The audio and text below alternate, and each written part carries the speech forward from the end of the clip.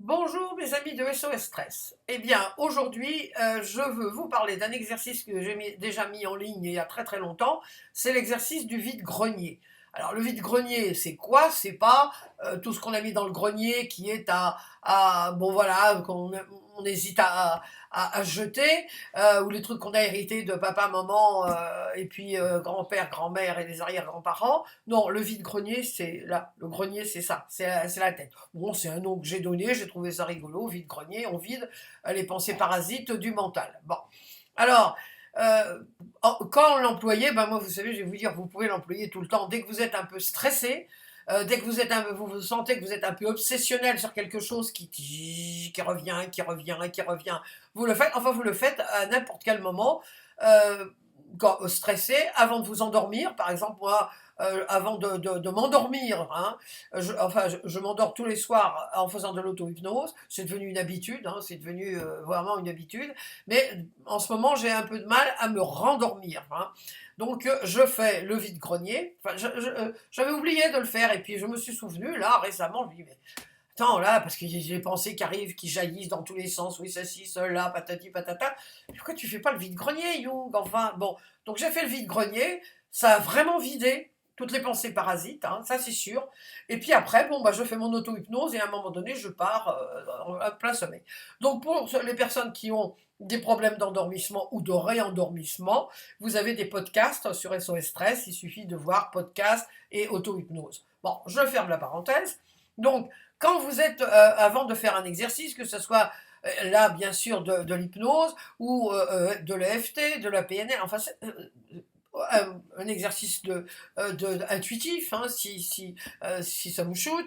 Bon, bref, dès que vous sentez que vous avez un petit chouïa de stress et puis qu'il y a quelque chose qui commence un petit vélo là qui commence vous savez, à pédaler là-haut, hein, et qui vous enquiquine l'existence, parce que c'est comme ça, hein. Le mental, lui, il a toujours tendance à vouloir reprendre le contrôle. Alors là, lui, il aime bien prendre le contrôle.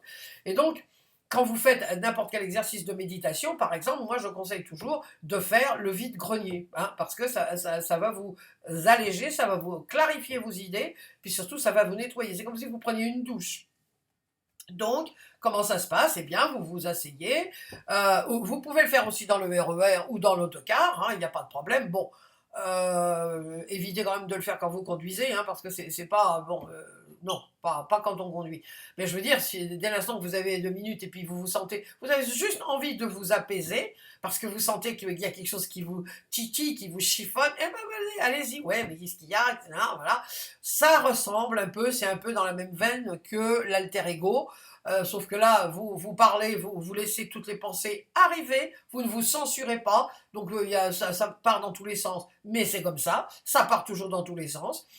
Alors que l'alter ego, bon, vous avez quelque chose, une pensée négative, ou une croyance négative ou limitative, et puis vous parlez à la partie de vous-même qui a cette croyance, hein. Donc voilà, vous parlez vous avec vous. Là, vous laissez venir toutes vos pensées, et surtout, ça c'est très important, ne vous censurez pas. Si vous répétez 3 fois la même chose, c'est pas grave. Mais ce qui prouve que, effectivement, si vous la répétez 2 ou 3 fois, c'est qu'il fallait l'évacuer. Donc, si vous faites un exercice, bon, vous faites le vide-grenier, après, ça part très bien, votre exercice, ça part très bien, puis à un moment donné, ça déraille, parce que si c'est quelque chose qui est préoccupant, bon, bah, on a tendance à revenir dessus, et ben, ça fait rien, vous arrêtez votre exercice et vous recommencez votre vide-grenier. Et puis, si vous recommencez 3, 4 ou 5 fois, ne vous culpabilisez pas, c'est pas grave. L'important, c'est que vous preniez l'habitude, justement, de vous aérer et de vous nettoyer. Vous voyez, quand on vide le grenier, après, il y a plus rien.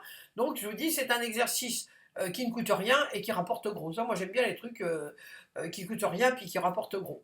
Alors, voilà. Donc, je voulais vraiment terminer cette année avec cet exercice parce que il est très simple et ça va vous permettre, précisément avec la situation que nous vivons tous dans le monde entier, qui est très stressante, qui est pour beaucoup angoissante, anxiogène quand on écoute la radio, parce que qui égrène tous les jours enfin, la nécrologie, hein, on peut dire. Donc, je vous assure que vous allez voir que ça va vraiment vous faire beaucoup de bien. Et ça, vraiment, vraiment, faites-le. Vous ne le regretterez pas. Alors, je vous souhaite de passer d'excellentes fêtes. prenez soin de vous, ça c'est important, prenez soin de vous.